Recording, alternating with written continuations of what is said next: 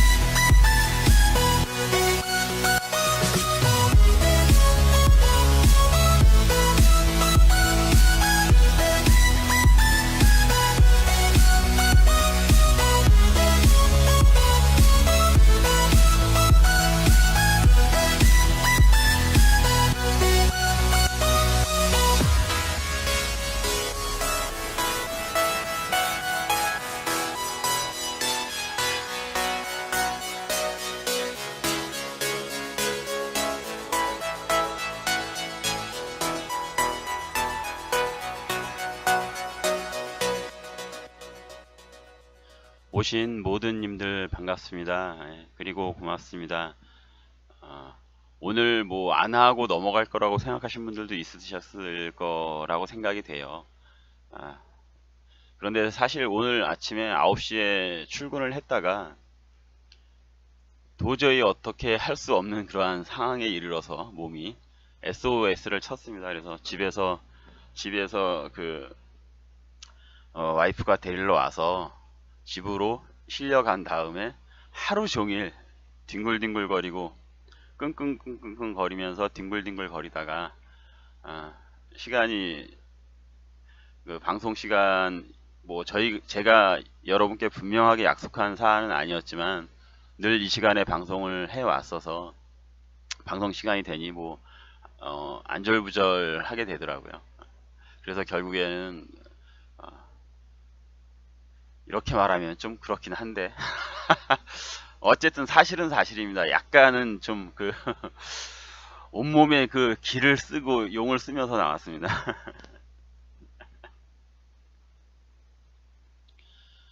제가 오늘 그 어제죠. 어제 사실 어저께서부터 그 이미 여러 커뮤니티에서는 그 뉴스가 돌기 시작했었어요. 그게 어떤 뉴스냐면 이거였죠. 문재인이 그 대북 특사를 조만간 파견한다라는 내용과 뭐 맞을 거예요. 아마 그 트럼프하고 통화했다라는 내용도 어저께 그 방송이 됐었던 건가요? 전 그렇게 기억하는데 제가 어저께 그 늦게 그 이렇게 그 인터넷을 뒤지면서 돌아다니다 보니까 대북 특사에 관련된 그 소식들하고 그리고 뭐 통화도 어저께 나온 건가?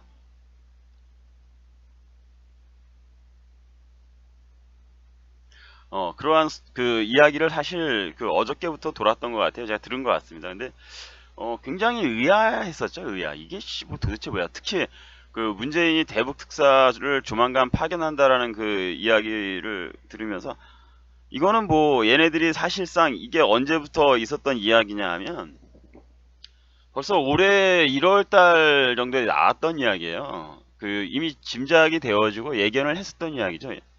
2월 초네요. 2월 초 정도에 2월 초 정도에 조선일보 기사를 보면은 대화를 이어가려는 한미훈련 재개 전에 정상회담 시동을 걸 듯 뭐 이러한 내용이 사실상 있었기 때문에 하리라고 보여졌었거든요. 이거는 뭐 예견되고 그래서 이 자식 아우, 이런 실언입니다. 실언입니다. 이런. 어, 하려나, 얘네들이 하려나 보구나. 에이, 그냥 막 갑시다. 응? 이 자식들이 하려는 건 실제로 실천을 하려는가 보다 정도로 생각을 했었거든요.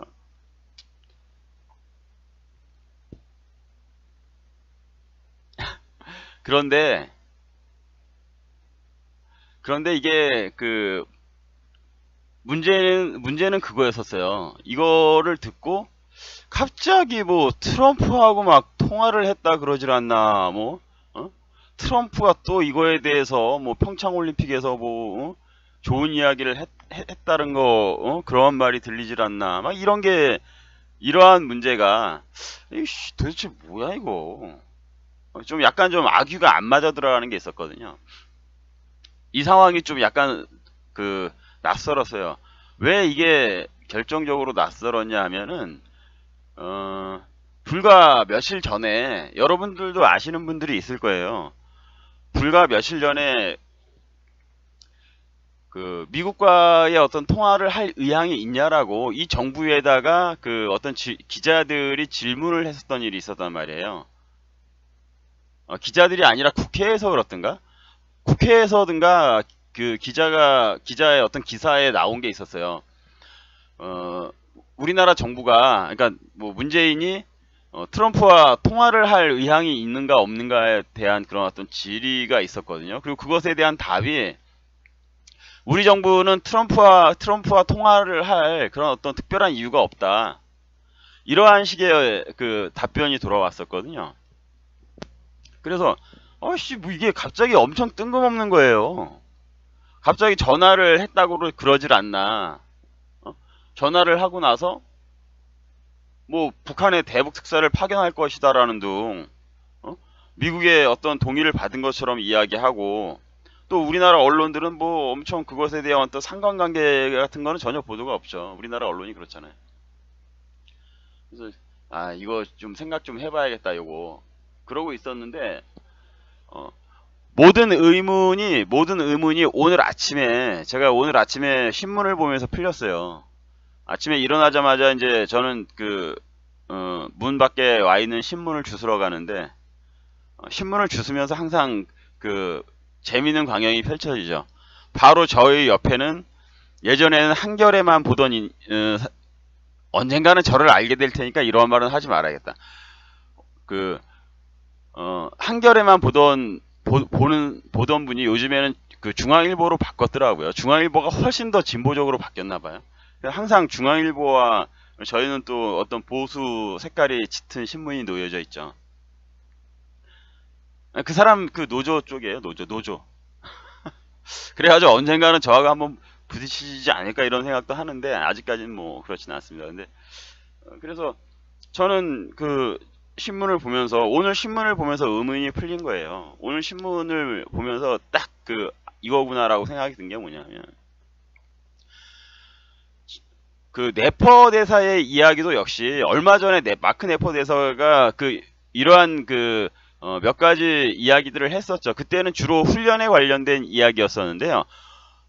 훈련에 대해서 그럴 이유가 없다. 한미 훈련은 계속 될 것이다 라는 취지의 이야기를 했었는데, 요번에는 그것을 떠나서, 저는 지금 현재 우리나라에 미국 대사 대리로 와 있는 마크 네퍼라는 저 분이 인생의 최고 정점의 시기를 살고 있지 않나. 대한민국의 이러한 정세 덕분에, 동북아시아의 정세 덕분에 지금 전 세계적으로 가장 중요한 지역의, 그리고 또 미국에 있어서 뭐 문재인이 대통령이라서 문제이긴 하지만, 미국에 있어서 가장 중요한 우방국 중의 하나의 사실상의 대사거든요. 사실상의 미국 대사 역할을 하고 있는 거고요. 그렇기 때문에 제가 봤을 때는 그렇게 이분이 알려진 것도 별로 없고, 원래는 힐러리 쪽 사람이었거든요. 원래는 민주당 쪽에서 임명했던 사람이잖아요. 그 전에 누굽니까? 대사, 턱에 이렇게 칼집 맞은 분, 그분, 대리로 그분하고 같이 일을 하셨던 분인데 그분은 갔는데도 불구하고 이 사람은 그 여지까지 승승장구하고 전 세계에서 가장 중요한 지역 중에 하나인, 그리고 또 미국에 있어서 아주 중요한 그 우방국이잖아요. 몇 손가락 안에 꼽는 우방국에 아무나 오는 자리가 아니죠. 아무나 오는 자리가 아닌 곳에 사실상의 대사 역할을 하고 있어요. 그래서 모든 미국에서 한국에 관련된 이야기가 터질 때마다 이분 그 네포 대사의 그 얼굴이 지면을 장식하는 거죠. 그 요번에도 아주 독특한 톡톡히 그 대사값을 지금 그 하고 있는 거죠. 미국 언론에도 아마 크게 보도가 됐을 거예요. 이분이 지금 현재 우리나라로서는 굉장히 부끄러운 일이죠. 대사 대리가 대사처럼 행동하는 것. 뭐 어쨌든 뭐 대사가 안 왔으니까 대사가 맞긴 맞는데, 그 의도가 있는 그 대사의 공백이잖아요. 일부러 그 미국에서 우리가 미워서 엿먹어라 하고 지금 이러한 그 공백 사태를 그 야기하는 건데, 이제 거기에서 아무튼 역할을 충분히 다 잘하고 있고, 아마 자기 인생과 커리어에서 최고의 정점을 찍고 있지 않나. 이것 때문에 나중에 또 그 좋은 자신의 어떤 그 앞으로의 성공 그 행보에 보탬이 되는 그러한 상황이 이어지고 있는 것 아닌가, 그런 생각이 들고요. 하여간 그 이 마크 네퍼 대사 대리가 한 이야기에서 답이 나왔어요. 굉장히 그 센 이야기들을 했습니다. 그러니까 아주 모든 그 여지를 잘라버리는 그러한 그 말씀을 이 마크 네퍼 대사가 했죠. 제가 지금부터 여러분께 그것에 대해서 좀 읽어드리겠습니다. 우선 큰 머리 기사들이 이런 거예요. 북한 우리에게 연락하는 법을 알아. 니들이 우리가 필요하면, 내가 필요하면 직접 연락하면 되잖아. 이 이야기는 뭡니까? 왜 한국을 통해서 꼭 하려고 해? 너네들 뭔가 있고 뭔가 있는 거지, 뭐 이러한 뜻도 되고, 왜 한국을 통해서 해? 라는 것은 한국에 대한 어떤 그 일침을 가하는 것이기도 하죠. 북이 한국 정부를 이용하면서 제재 완화를 노리는 것에 대한 경고도 했다라는 것도 또 머리기사 중에 하나고요. 그러면 바로 답이 나온 거죠. 왜 너희들이 한국을 통해서 꼭 대화를 하려고 하느냐에 대한 답은 바로 여기서 나온 거고요. 북이 한국 정부를 이용하면서 제재 완화를 노리는 것에 대한 경고를 했다. 그러한 말에서요. 제가 그럼 기사를 읽어드리겠습니다. 마크 네퍼 주한미국 대사대리는 28일 기자 간담회를 자청해서 북핵 시간 벌기용 미국과 북한의 대화는 원하지 않는다. 그러니까 미국과 북한의 대화는 원하지 않는다라는 말을 이미 해버렸고요. 그 말로 최근의 남북 대화와 향후 미북 대화에 대한 미국의 속내를 드러냈다. 굉장히 단호한 거죠. 미국은 대화의 문턱을 낮출 필요가 있다는 한국 정부의 요청에 그럴 수 없다라는 뜻을 표출한 것이죠. 예전에 문재인 정부가 늘 그런 이야기를 했죠. 미국은 대화의 문턱을. 근데 이 말 자체가 굉장히 우스운 게, 대화의 문턱 낮춰달라는 말, 이런 말 할 필요 없어. 그냥 북한의 어떤 핵 문제를 현 상태로 유지하거나, 북한의 핵을 인정해달라는 말을 지금 대화의 문턱을 낮춰달라는 그러한 그 표현으로 하는 거거든요. 딴 때는 직설적으로 잘 이야기하더만 요거는 아주 국민들에게 속사정을 알리게 되기 때문에 요런 식의 표현을 하는 거겠죠. 뭐 그러한 이야기를 하면서 지금 미국을 자극을 했는데, 거기에 대해서 미국이 계속해서 확답을 안 하고 반대하는 의견을 이야기했죠. 그러한 미국을 대화의 장소로 끌어들이기 위해서 문재인 정권은 한미연합훈련도 연기를 했고, 그것을 또 미국이 받아줬죠. 그러면서 그 대화의 어떤 물꼬를 계속 이어가려고 했는데, 틀려고 했었는데, 요번에 워커힐 호텔에 김영철이 와갖고 한마디로 개박살이 나서 갔단 말입니다. 누구한테 개박살이 났나요? 뭐 우리나라한테 개박살이 날 일은 전혀 없고, 우리나라 그 좀비들은 북한에서 상전이 내려오니까 졸래졸래 종들처럼 가서 하나하나 결제를 받았는지 뭘 했는지는 모르겠는데 그러한 상황을 연출했는데, 결국엔 그 걔네들이 들어가서 그 좀비들이 들어가서 김영철한테 보고한 거는, 아 형님, 아우 주인님, 미국 애들이 안 된대요. 이거 어떡하죠? 한미연합훈련 안 된대요. 이 보고를 했단 말이에요. 그래서 김영철이가 빡쳐서 지금 올라간 거잖아요. 그리고 나서 이제 또 문재인 정권은 누굽니까? 문정인을 또 동원을 해서, 문정인을 동원해서 미국을 간을 본 거죠. 미국의 간을 보면서 반응을 기다렸는데, 그리고 그 전에 했던 이야기라든가 이러한 것에 더한 강도를 더 높여 버렸는데, 이것에 대한 이제 반응이 바로 터진 거예요. 이것에 대한 그 반응이 미국발 뉴스들에서도 있었지만, 마크 네퍼 대사가 이렇게 반응을 한 거죠. 완전히 아니 필요 없어. 이게 어떠한 정도의 수준이냐면, 여러분들이 그걸 아마 잘 못 느끼실 거예요.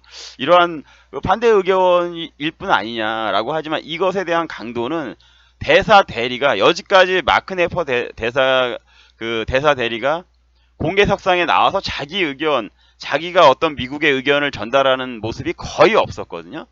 최근에야 그 한미연합훈련에 대해서 약간의 좀, 그것도 아주 두드러진 그러한 것은 아니고 좀 센 발언이다라고 할 정도의 발언을 했었던 거죠. 그래서 주목을 받았던 건데, 그 이후에 아주 강력한, 거의 말이 없다시피 했던 마크 네퍼 대사가 드디어 아주 주류 언론들, 대한민국 모든 주류 언론과 미국의 언론들의 스포트라이트를 받는 그러한 미국의 입장을 대신 전달하는 그런 기자회견을 한 거죠. 이거는 저번에 우리가 위안부 문제 잘못 건드렸다가, 위안부 문제 그 동계올림픽 전에 그 아베에게 건드렸다가, 아베가 외교적인 어떤 전례에 없는 그러한 행위를 해버렸죠. 아베의 어떤 그 외교부가 그냥 언론화가 돼버리고, 원래 그래요. 그 한국에서 이러한 의견을 표출하면 그걸 우회적으로 디스를 하거나 이러한 거였는데, 우회적인 게 아니라 아예 대놓고, 야 우리야 다 필요 없어 이제. 우리 너네들하고 이야기할 필요 없어. 너희들 국제 외교 관례고 뭐고 깡그리 무시하는 그지 깽깽이 같은 새끼들하고 이야기할 필요 없어. 이러한 식으로 바로 신문에 대고 때려버렸단 말이에요. 위안부 문제에 대해서는 단 한치도 재협상할 그런 생각 전혀 없어. 이렇게 해버린 거죠. 그것과 이것이 동급인 거예요. 지금 미국이 우리나라를 똑같은 취급을 해버리고, 이제 너희들하고는 대화할 가치가 없어.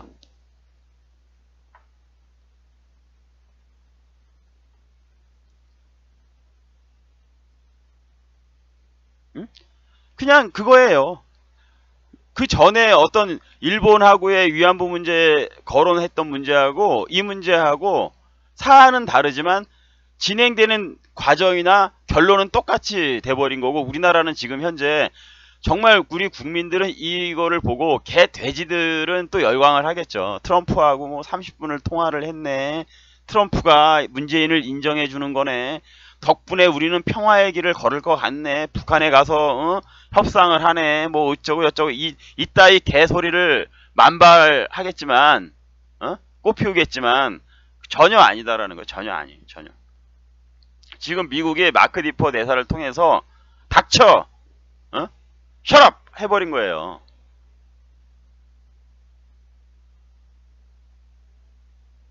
이게 지금 그거가 동급의 상황이 일어나 버린 겁니다. 그러면 여러분, 여기에서 이제 제가 결론적으로 이야기하려고 하는 말씀이 어떠한 건지 여러분 짐작이 되시나요?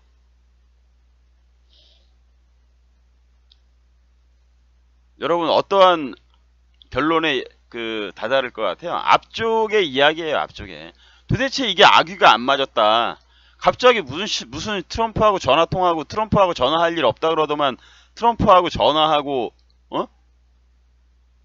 그리고 뭐 북한을 방문한다 그러고 뭐 트럼프가 뭐 엄청 뭐 좋게 이야기해 준 것처럼 떠들어대고 올림픽에 대해서 정말 잘했다 뭐 이러한 이야기를 했다는 것처럼 그런 이야기나 흘려버리고 이러는 것에 대해서 야 이거 뜬금없네 뜬금포네 이거 뭐야 했던 부분이 이제 그 완전히 그 베일을 벗는다는 거죠. 아귀가 맞아 떨어진다라는 거죠. 그러니까 다시 말해서 지금 문재인 얘네들이 정신을 못 차릴 정도로 싸대기를 맞은 거예요. 미국에게 트럼프에게 지금 문재인 정권이 싸대기를 아주 호되게 지금 맞은 겁니다.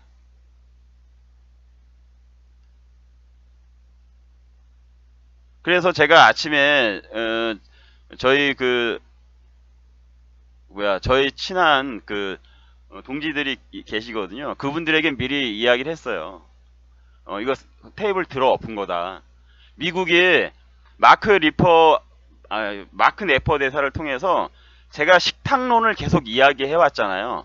식탁에다가 요리를 내오겠다라고 하고 막 설레발을 치면서 주변에 지금 관계국들을 다 불러 모았는데 북한 새끼들이 깽판 치고 깽판 치는 것 때문에 김치 국물 같은 거 틀까봐 시진핑이는 안 오고 뭐 이런 상황이다라고 이야기했잖아요. 근데 이번에 미국이 원하는 그 요리를 못 내오고 북한 새끼들은 도망가 버렸죠. 북한 새끼들은 요리가 안 나오는 걸 알고 미국이 완전히 빡쳤다라는 걸 알고 튀어버렸죠. 김영철이가. 그리고 나서 마크 네퍼 대사를 통해서 지금 미국이 테이블 식탁 요리를 만들어내기로 했던 테이블을 확 엎어버린 거야 지금.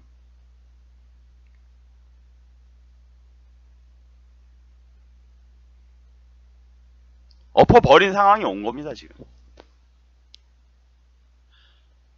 그래서 지금 이 급한 불을 미국이 정말 싸대기를 막 정신없이 날려버리고 문정인이 그 이야기를 하자마자 싸대기를 막 날리고 지금 그 테이블을 엎어버리고 이러니까 아베처럼 행동을 해버리니까 아베가 얼마 전에 우리를 완전히 무시했던 것처럼 행동을 해버리니까 문재인이가 갑자기 똥줄이 탄 거죠. 문재인과 림종석 전대협 주사파 정권이 여러분 완전히 똥줄이 타갖고 지금 트럼프에게 형님 제발 한번 통화해 주세요. 형님 한 번만 내가 입장 설명할게. 형님 이거 길이 있단 말이야. 또 엄청나게 설레발을 친 거죠.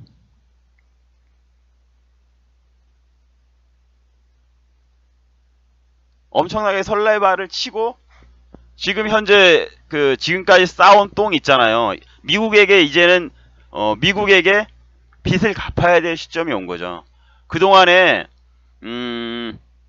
백지수표를 남발을 했는데 미국에게 지금까지 해온 행동은 백지수표를 남발한 겁니다. 그래서 미국이 무척 많이 참았죠.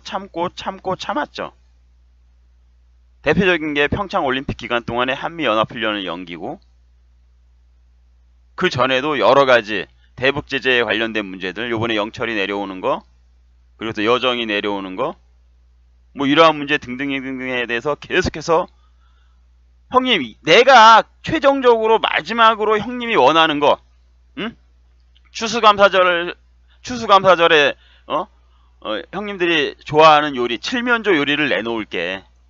라고 하면서 내가 형님이 형님이 이것만 봐주면 할 수 있어. 라고 계속해서 백지수표를 남발했었는데 마지막 이제는 미국이 야, 너 내가 마지막이다 해온 게 벌써 얼마냐? 요번에 영철이가 마지막이었어. 야, 너 생각해봐. 그렇지? 영철이가 마지막이었단 말이야, 이 자식아!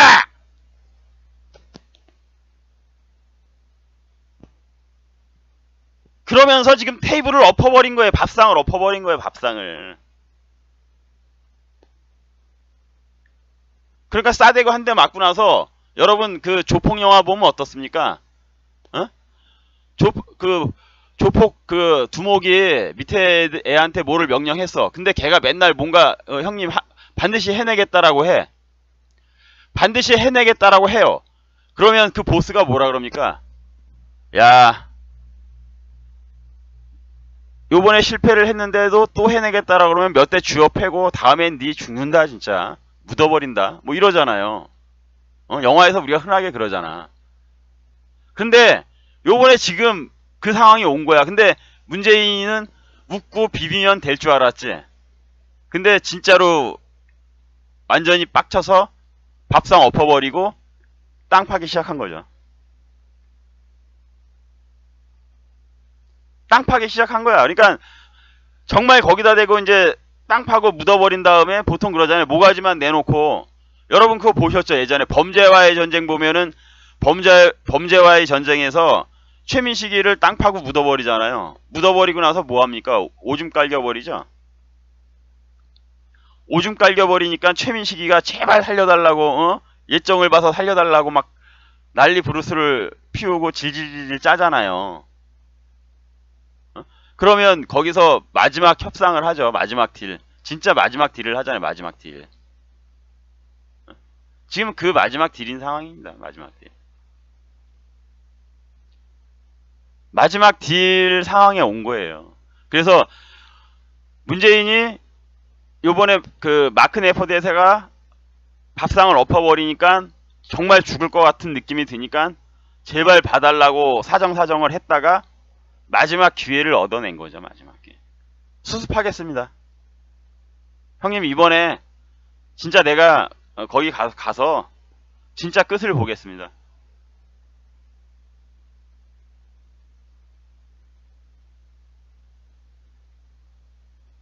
요번이 마지막입니다. 형님 기회 한번 주십시오.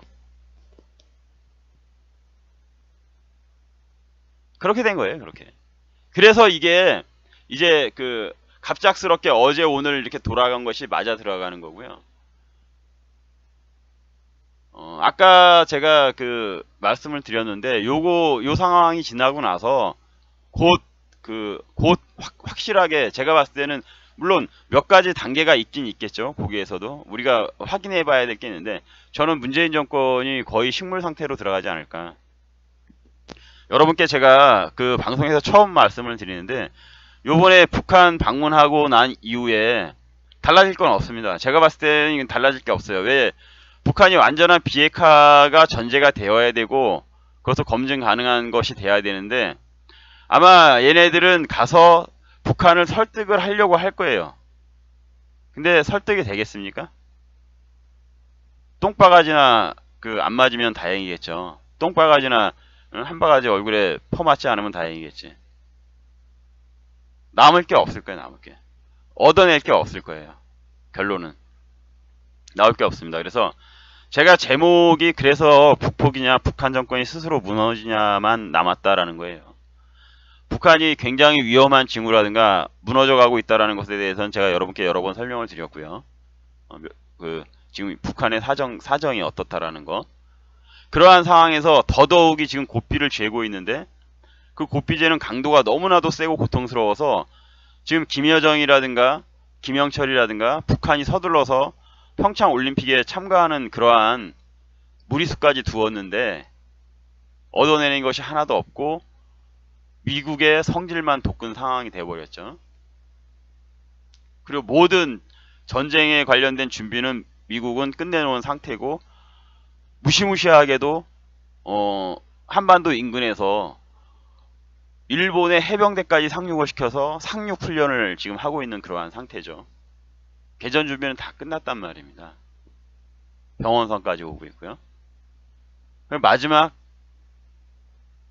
지금 현재 그 북한도 살기 위해서 대한민국에 이렇게 방문을 하게 되었던 거고 지금 문재인이 요번에 북한을 문재인의 특사들이 북한을 방북하는 게 거의 대한민국에서 대화 기조라든가 어떤 협상의 그 흐름은 마지막이다. 마지막 진짜 이 이후에는 없을 거다라고 여러분께 제가 추측해서 말씀을 드릴 수 있고요. 거의 그럴 거라고 봅니다. 여러분. 그리고 그것이 마지막이기 때문에 문재인 정권은 성과를 얻을 수 있는 게 아무것도 없을 거예요. 그럼에도 불구하고 성과를 얻을 수 있는 게 아무것도 없을 것입니다. 그렇기 때문에 저는 여러분께 방송을 통해서 처음으로, 물론 저는 여러 번 문재인 정권에 대해서 긴 관점에 작년서부터 올해까지의 어떤 이야기들은 계속 말씀드려 왔고요. 여러분들이 아마 그것에 대해선 여러분들이 알고 계실 거예요. 거의 맞았다라는 거. 근데 요번에 말씀을 드린 거는 요 대화의 흐름이 끊긴 이후서부터 문재인 정권은 급격하게 식물 정권으로 들어갈 것이고 아노미 상태에 빠질 가능성이 아주 높다라는 말씀을 오늘 방송을 통해서 여러분께 말씀을 드립니다. 여러분,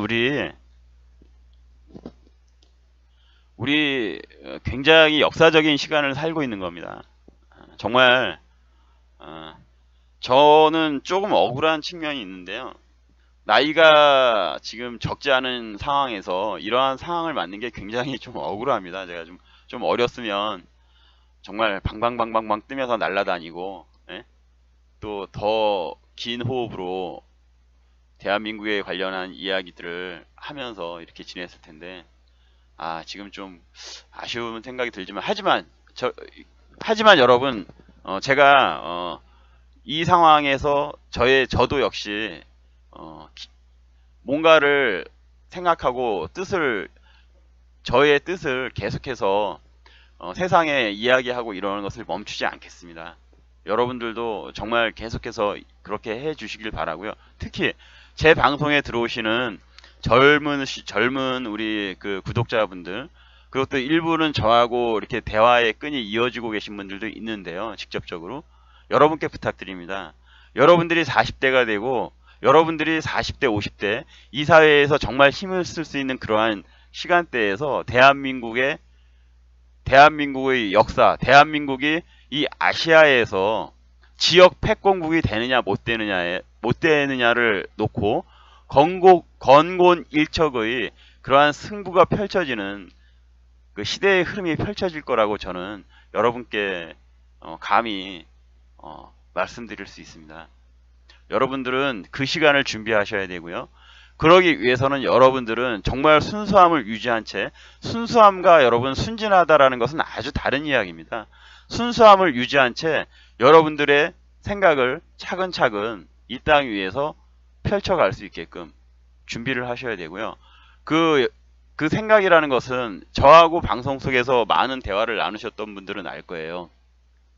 정말 제대로 된 자유민주주의, 제대로 된 어떤 보수의 가치가 펼쳐지는 그러한 사회. 제가 보수와 우파에 대해서 어떤 그 욕을 하거나 비난을 하기 위해서 하는 말이 아닙니다. 사실을 이야기하는 건데요. 우리 보수 기존의 어르신들 정말 고생하셨습니다. 자기 역할들 잘 하셨습니다. 그런데 여러분들이 알고 있는 보수의 가치라든가 여러분들이 알고 있는 그러한 우리 자유민주주의에 대한 생각은요, 조금 잘못되신 측면들도 있어요. 여러분들 중에선 상당수 많은 분들이 예전에 보수 정권 아래서 쉽게 출세하고, 역시 보수도 마찬가지로 인맥으로서 사람들을 채용하고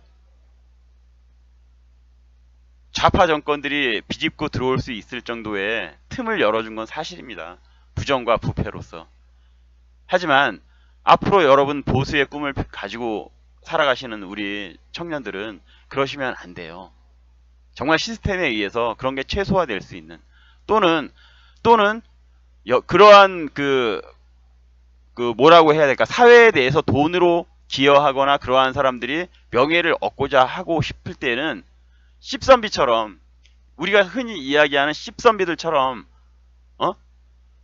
정말 비굴하게끔 그런 걸 얻게 하지 말고 당당히, 그래 네가 대한민국의 세금으로서 대한민국의 기부를 몇천억 해. 그러면 너에게 어떠한 타이틀을 줄게. 차라리 명예가 있는 그런 타이틀을 줄게. 뭐 이러한 식으로 하는 게 오히려 더 솔직하고 이 사회가 밝아지는 계기가 되지 않겠습니까?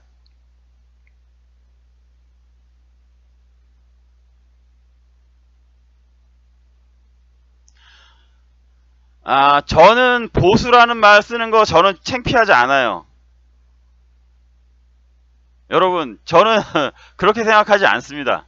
저는 제가 일베를 보고, 일베를 구경하고, 일베를 보고, 저도 물론, 제가 쓰는 글인지 누군지도 누구도 모르겠죠. 제가 쓰는 글이 뭔지. 하지만 저는 일베에 글도 남깁니다.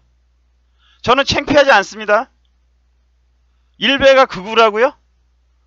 전 그게 극우라고 생각하지 않거든요. 걔네가 텔레반입니까? 걔네가 IS 짓 했어요? 적어도 IS나 텔레반처럼 누구 목 자르고 그 정도는 돼야지. 그게 극우죠. 무슨 진짜 십선비 같은 소리를 합니까? 일베가 무슨 극우예요. 어떤 생각이 솔직한, 비겁하게 자기 생각을 좀 감추지 않으려고 하는 그러한 성향의 사람들이 모인 곳이지. 전 부끄럽게 생각하지 않아요. 이제 그런 생각 좀 우리가 꼭 그렇게 생각할 필요는 없다라고 생각해요. 전 보수가 싫지 않습니다. 왜냐하면 보수라는 게 분명히 존재하거든요. 보수주의도 존재하고. 저는 일베 보고 제가 일베 쓰는 거 창피하게 생각하지 않아요.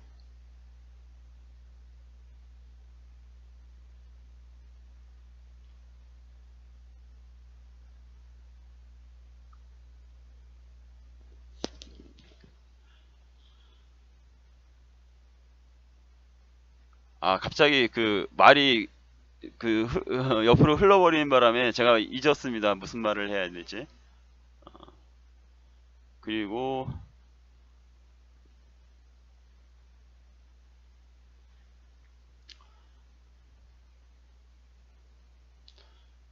미국 국무부, 제가 이건 그 폭스뉴스에서 캡처해 온 건데요.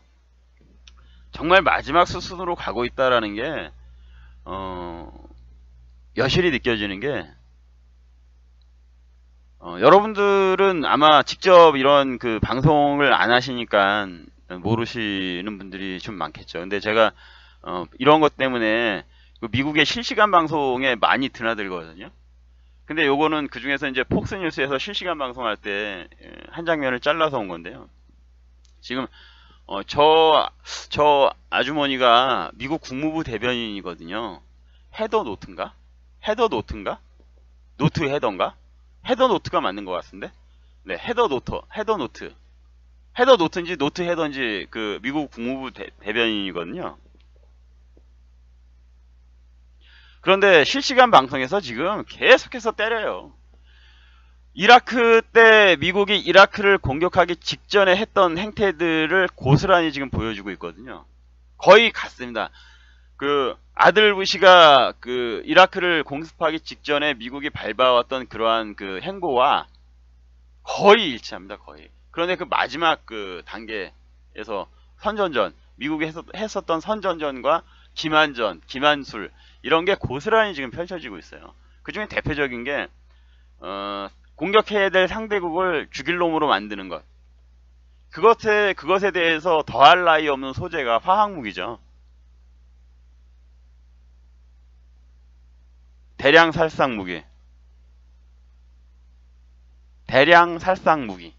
그래서 북한이 그 케미컬 웨펀 그 매티리얼스를 지금 시리아에 보냈다라는 그 뉴스를 연일 대서특필을 하고 있고요. 결국에는 이것이 의미하는 것은 이러한 어떤 그 뉴스와 그리고 또 마크 네퍼 대사의 언행과 그 식탁 테이블을 엎어버리는 언행과 그리고 거기에 더해서 지금 문재인 정권이 보여주고 있는 이러한 행태들을 보았을 때 여러분 거의 마지막이 왔습니다. 마지막. 마지막이 와서 아까도 말씀드렸던 것처럼 요번 방북이 끝나고 나서 문재인 정권은 식물 정권으로 들어갈 가능성이 굉장히 높고요. 저는 그 상태가 왔을 때가 정말 염려가 되고 걱정이 됩니다. 얼마 전에 저하고 어떤 저희 동지 청년과 긴 통화를 했는데요. 그때가 그 상황이 저는 제일 걱정이 되고요. 거기에 대한 생각 그리고 또 분석을 그거에 대한 부담이 아주 엄청나게 큽니다. 엄청나게 커요. 근데 한 가지 제가 여러분께 말씀을 드릴 수 있는 거는요. 여러분께 단언을 할 수 있는 것은 이런 게 있습니다. 아까 그 어떤 분이 그러한 글을 남기셔서 제가 말씀을 드립니다. 근데 단언을 할 수 있는 것은 무엇이냐 하면 대한민국에서 지금 계엄령을 좌파 정권이 선포하는 거는 거의 불가능해요. 여러분들이 뭐 얘네들이 계엄령을 선포해서 우파를 쓸어버리네 뭐 이러한 말씀을 하시는데요. 그러한 걱정은 안 하셔도 될 것 같다라는 여러분께 말씀을 제가 드립니다. 왜 그러냐고요? 여러분 왜 그러냐고. 응? 여러분도 한번 의견을 말씀해 보세요.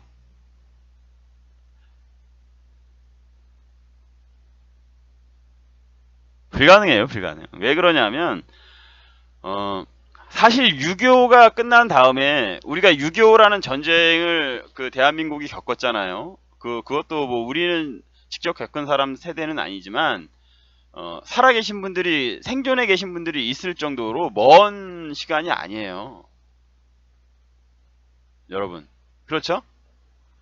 그런데 중요한 건 6.25 이후에 역사를 공부한 사람들은 조금 의아한 부분이 있어요. 그것에 대해서는 뭐 여러 가지 논란이 많지만 역사에 대해서 관심이 있고 좀 그 추론을 하고 자기 생각이 있으신 분들은 펼 수 있는 주장들이 있는데 그건 뭐냐면 6.25를 끝난 다음에 대한민국 군부가 왜 쿠데타를 안 일으켰는가?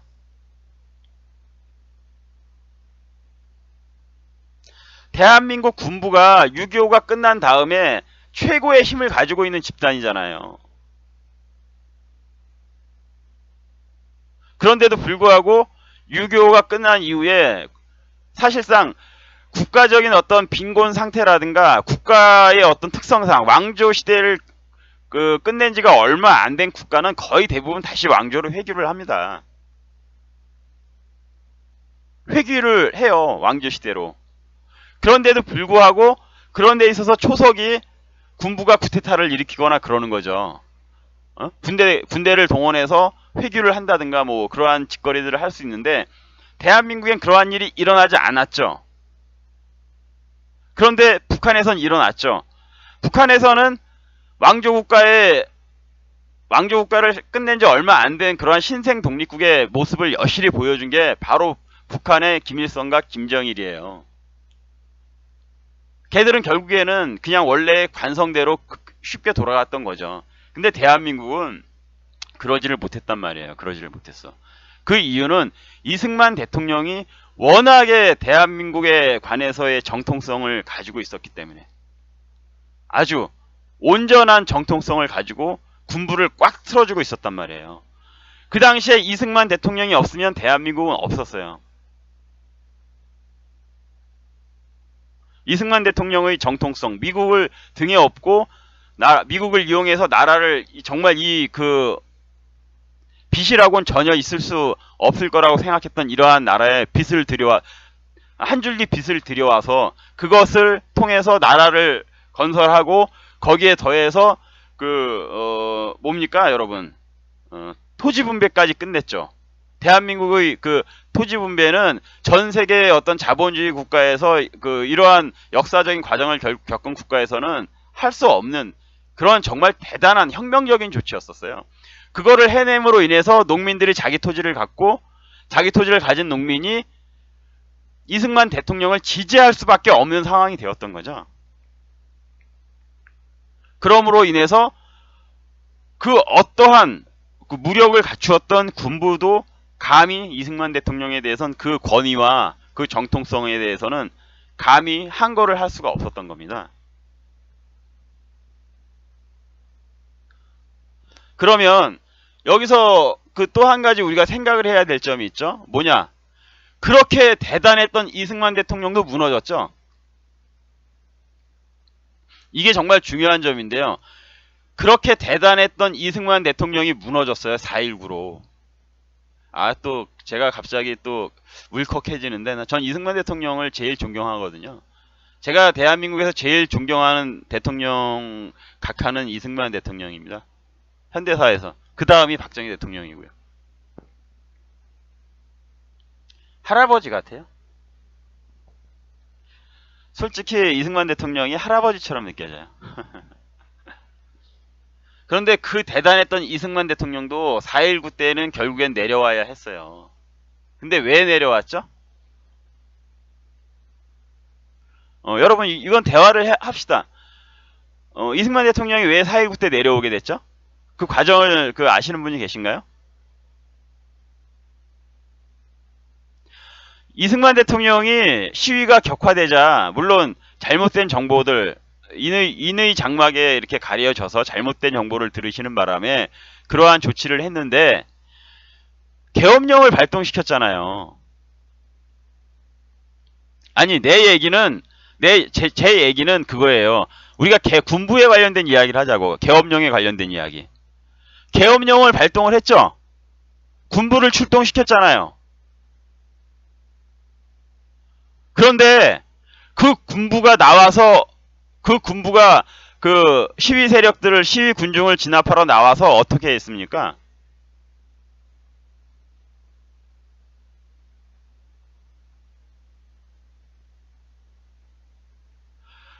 군부가 말을 안 들었잖아요. 군부가 시위 세력들하고 같이 시위대가 군대 탱크에 올라타고 군인들이 시위대를 진압하지 않는 상황이 벌어졌잖아요. 그게 왜 그랬던 거예요? 이게 중요한 포인트란 말이에요. 이게 중요한 포인트.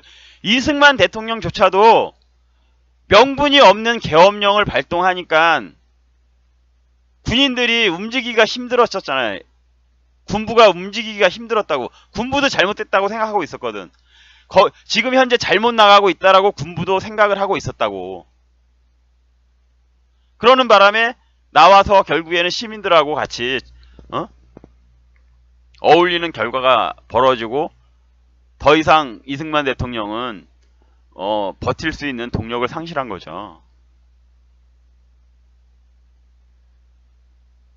그런데 지금 하물며 지금 좌파들이 군대를 동원한다고?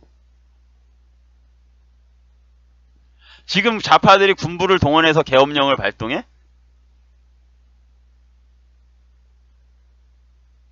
제가 단언합니다. 100% 군인들 총에 맞아 죽습니다. 대한민국 군대에 자기들을 잡아들이라고 계엄령을 발동하냐고. 계엄령이 발동이 되면 군대가 무장을 하고 수도 서울에 주둔을 할 수 있는 근거가 되는데 수도 서울에 완전 무장을 하고 주둔을 해서 군대가 뭘 하겠어요. 좌파들 빨갱이를 때려잡겠지.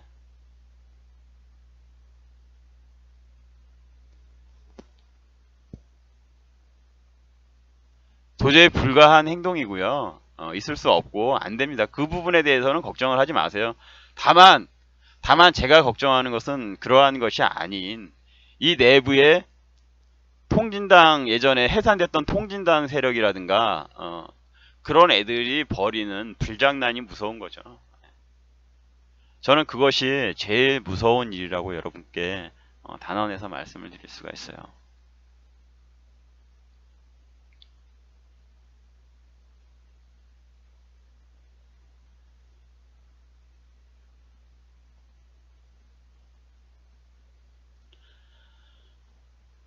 여러분 오늘 방송 같이 참석해 주셔서 들어주셔서 고맙고요. 오늘 방송은 여기서 마치겠습니다. 여러분 좋은 밤 되시고 편안하게 주무시는 편안하게 하루를 마감하시는 시간이 되시길 여러분 바라겠습니다. 고맙습니다. 안녕히 계십시오.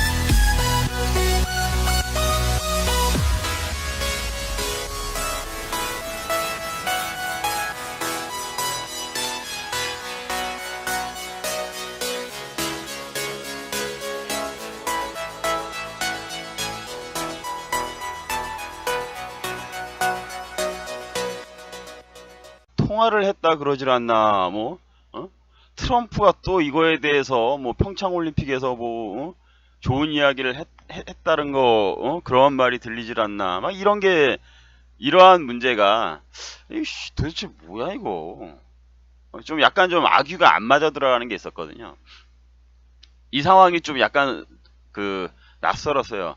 왜 이게 결정적으로 낯설었냐 하면은 불과 며칠 전에 여러분들도 아시는 분들이 있을 거예요. 불과 며칠 전에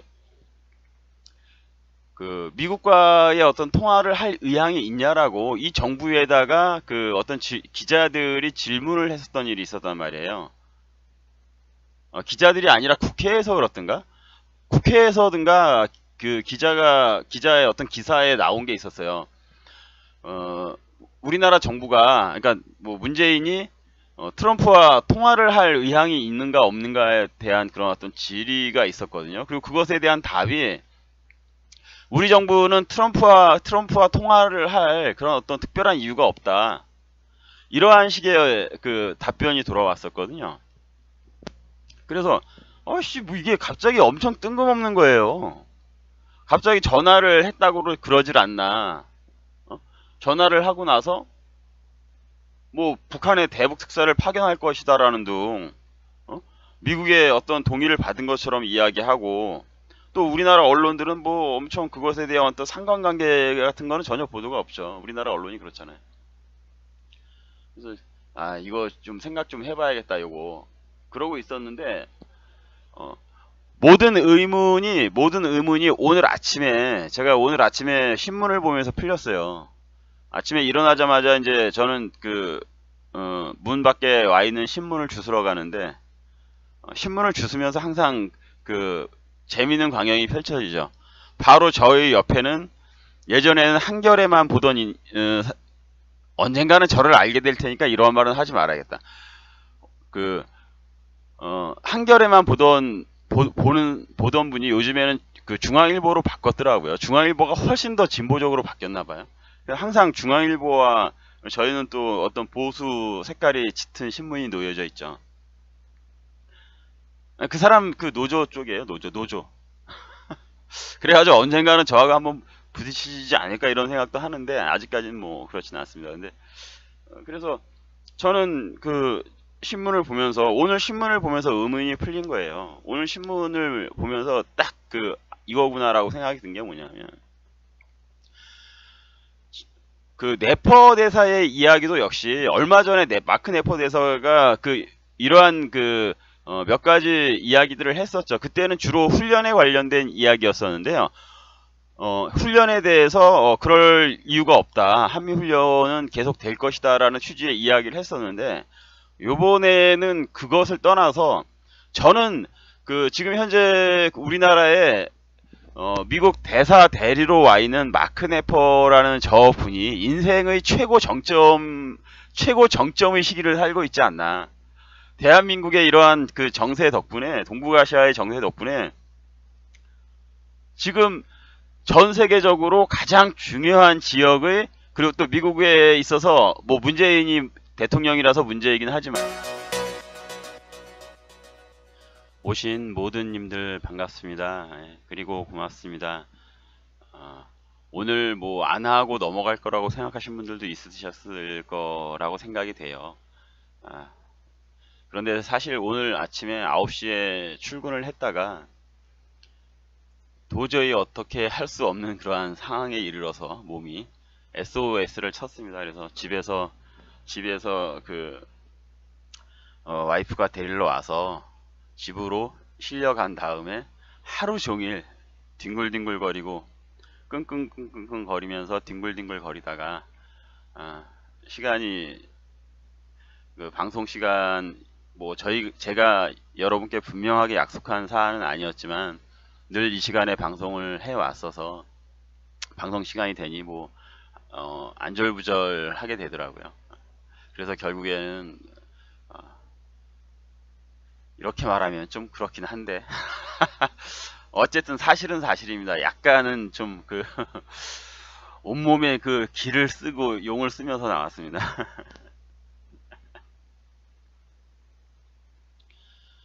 제가 오늘 어제죠. 어제 사실 어저께서부터 이미 여러 커뮤니티에서는 어, 뉴스가 돌기 시작했었어요. 그게 어떤 뉴스냐면 어, 이거였죠.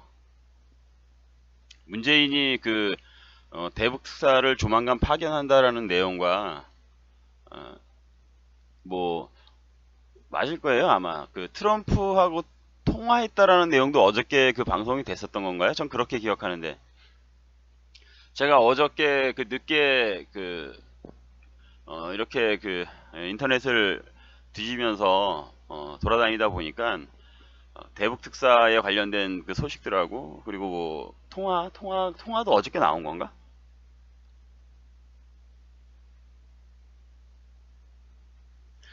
그러한 이야기를 사실 어저께부터 돌았던 것 같아요. 제가 들은 것 같습니다. 근데 굉장히 의아했었죠. 의아. 이게 뭐 도대체 뭐야? 특히 문재인이 대북 특사를 조만간 파견한다라는 이야기를 들으면서, 이거는 뭐 얘네들이 사실상 이게 언제부터 있었던 이야기냐 하면 벌써 올해 1월 달 정도에 나왔던 이야기예요.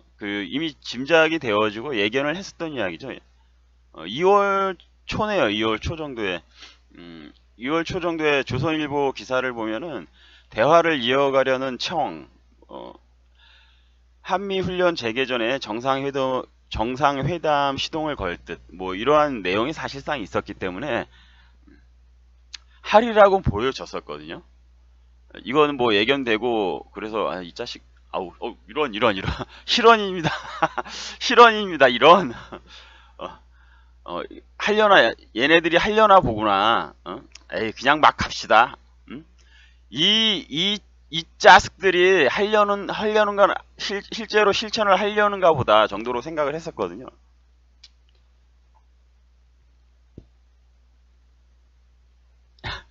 그런데 이게 문제는 그거였었어요. 이거를 듣고 갑자기 뭐 트럼프하고 막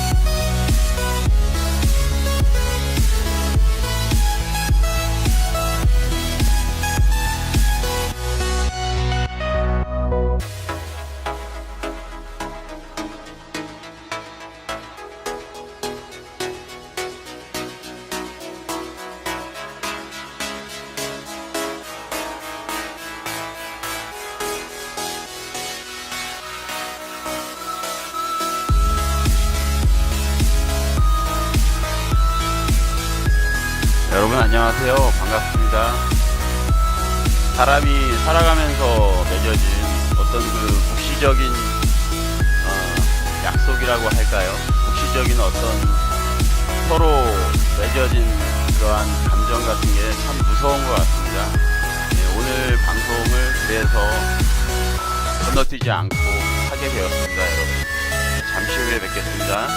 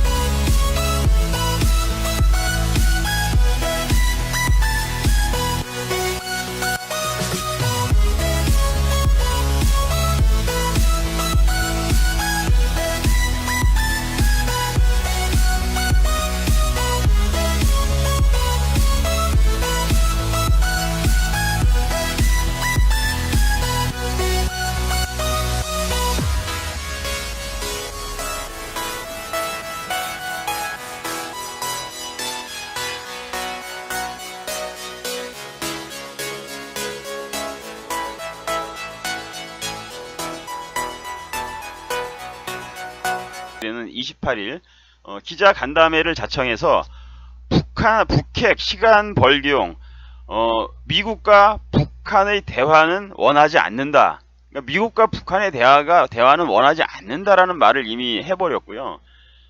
그 말로 최근의 남북 대화와 향후 미북 대화에 대한 미국의 속내를 드러냈다.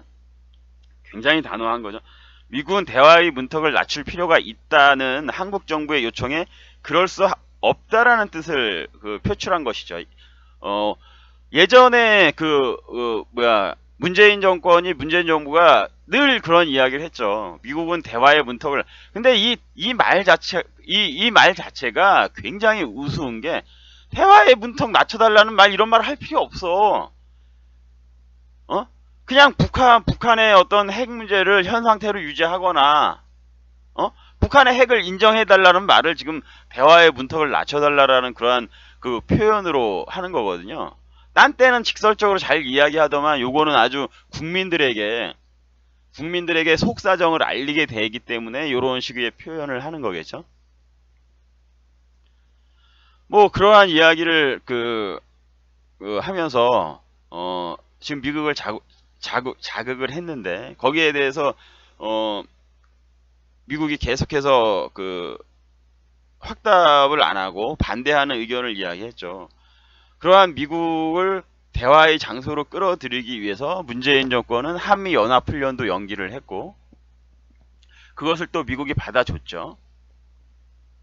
그러면서 그 대화의 어떤 물꼬를 계속 이어가려고 틀려고 했었는데, 요번에 워커힐 호텔에 김영철이 와갖고 한마디로 개박살이 나서 갔단 말입니다. 누구한테 개박살이 났나요? 뭐 우리나라한테 개박살이 날 일은 전혀 없고, 우리나라 그 좀비들은 북한에서 상전이 내려오니까 졸래졸래 종들처럼 가서 하나하나 결제를 받았는지 뭘 했는지는 모르겠는데, 그러한 상황을 연출했는데, 결국엔 걔네들이 들어가서 좀비들이 들어가서 김영철한테 보고한 거는, 아 형님, 아우 주인님, 미국 애들이 안 된대요. 이거 어떡하죠? 한미연합훈련 안 된대요. 이 보고를 했단 말이에요. 그래서 김영철이가 빡쳐서 지금 올라간 거잖아요. 그리고 나서 이제 또 문재인 정권은 누굽니까? 문정인을 또 동원을 해서 미국을 간을 본 거죠. 미국의 간을 보면서 반응을 기다렸는데, 그리고 그 전에 했던 이야기라든가 이러한 것에 더한 강도를 더 높여 버렸는데, 이것에 대한 이제 반응이 바로 터진 거예요. 이것에 대한 반응이 미국발 뉴스들에서도 있었지만, 마크 네퍼 대사가 이렇게 반응을 한 거죠. 완전히 아니 필요 없어. 이게 어떠한 정도의 수준이냐면, 여러분들이 그걸 아마 잘 못 느끼실 거예요. 이러한 반대 의견일 뿐 아니냐라고 하지만, 이것에 대한 강도는 대사 대리가, 여지까지 마크 네퍼 대사 대리가 공개석상에 나와서 자기가 어떤 미국의 의견을 전달하는 모습이 거의 없었거든요. 최근에야 한미연합훈련에 대해서 약간의 좀, 그것도 아주 두드러진 그러한 것은 아니지만, 미국에 있어서 가장 중요한 우방국 중의 하나의 사실상의 대사거든요. 사실상의 미국 대사 역할을 하고 있는 거고요. 그렇기 때문에 제가 봤을 때는 그렇게 이분이 알려진 것도 별로 없고, 원래는 힐러리 쪽 사람이었거든요. 원래는 민주당 쪽에서 임명했던 사람이잖아요. 그 전에 누굽니까? 그 대사, 턱에 이렇게 칼침 맞은 분, 그분 대리로, 그분하고 같이 일을 하셨던 분인데, 그분은 갔는데도 불구하고 이 사람은 여지까지 승승장구하고, 전 세계에서 가장 중요한 지역 중에 하나인, 그리고 또 미국에 있어서 아주 중요한 우방국이잖아요. 몇 손가락 안에 꼽는 우방국에 아무나 오는 자리가 아니죠. 아무나 오는 자리가 아닌 곳에 사실상의 대사 역할을 하고 있어요. 그래서 모든 미국에서 한국에 관련된 이야기가 터질 때마다 이분 네퍼 대사의 얼굴이 지면을 장식하는 거죠. 요번에도 아주 독특한 톡톡히 그 대사값을 지금 그 하고 있는 거죠. 미국 언론에도 아마 크게 보도가 됐을 거예요. 이분이 지금 현재 우리나라로서는 굉장히 부끄러운 일이죠. 대사 대리가 대사처럼 행동하는 것. 뭐 어쨌든 뭐 대사가 안 왔으니까 대사가 맞긴 맞는데 그 의도가 있는 그 대사의 공백이잖아요. 일부러 그 미국에서 우리가 미워서 엿먹어라 하고 지금 이러한 그 공백 사태를 그 야기하는 건데 거기에서 아무튼 역할을 충분히 다 잘하고 있고 아마 자기 인생과 커리어에서 최고의 정점을 찍고 있지 않나. 이것 때문에 나중에 또 그 좋은 자신의 어떤 그 앞으로의 성공 그 행보에 보탬이 되는 그러한 상황이 이어지고 있는 것 아닌가 그런 생각이 들고요. 하여간 그 이 마크 네퍼 대사 대리가 한 이야기에서 답이 나왔어요. 굉장히 그 센 이야기들을 했습니다. 그러니까 아주 모든 그 여지를 잘라버리는 그러한 그 말씀을 이 마크 네퍼 대사가 했죠. 제가 지금부터 여러분께 그것에 대해서 좀 읽어드리겠습니다. 우선 큰 머리 기사들이 이런 거예요. 북한 우리에게 연락하는 법을 알아. 니들이 우리가 필요하면 내가 필요하면 직접 연락하면 되잖아. 이 이야기는 뭡니까? 왜 한국을 통해서 꼭 하려고 해? 너네들 뭔가 있고 뭔가 있는 거지. 뭐 이러한 뜻도 되고 왜 한국을 통해서 해? 라는 것은 한국에 대한 어떤 그 일침을 가하는 것이기도 하죠. 북이 한국 정부를 이용하면서 제재 완화를 노리는 것에 대한 경고도 했다라는 것도 또 머리기사 중에 하나고요. 그러면 바로 답이 나온 거죠. 왜 너희들이 한국을 통해서 꼭 대화를 하려고 하느냐에 대한 답은 바로 여기서 나온 거고요. 북이 한국 정부를 이용하면서 제재 완화를 노리는 것에 대한 경고를 했다. 그러한 말에서요. 제가 그럼 기사를 읽어드리겠습니다. 마크 네퍼 주한 미국 대사대